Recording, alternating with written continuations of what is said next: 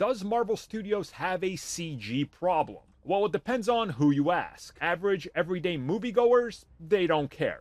People like me, only if it's really noticeable. But if you ask the Cinephile. Unless Marvel Studios shot Avengers Endgame on an alien planet, it's bad. So yeah, let's talk about some recent revelations that relate to the overuse of CG. And let's talk about how they literally CG'd Captain Marvel's hair.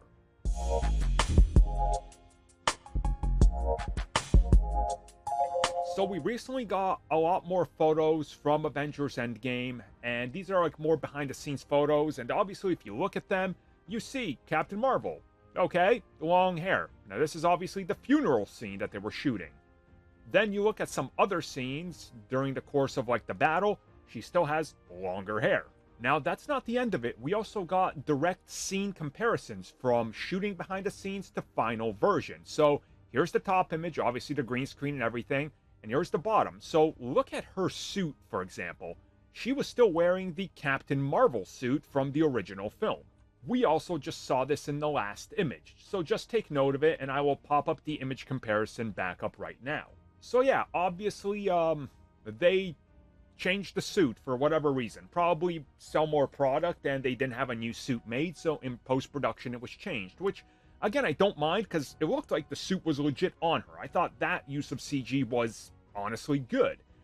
But there is some more questionable ones, because there's more photos of, like, her during the funeral, where obviously she had the short hair, and there was scenes that we saw that were behind the scenes where she once again had her long hair, but in post-production it was completely changed to the short one.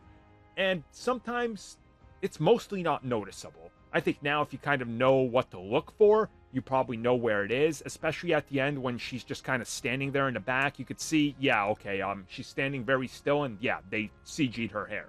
But once again, you wouldn't know it if, I didn't just talk about it and you saw this. So the CG problem rears its ugly head occasionally. I don't think this is one of them, but I do get people's complaints because there are scenes where you're like, okay, this is like overboard, right? I think Spider-Man is a prime example where he's legit wearing a suit with layers.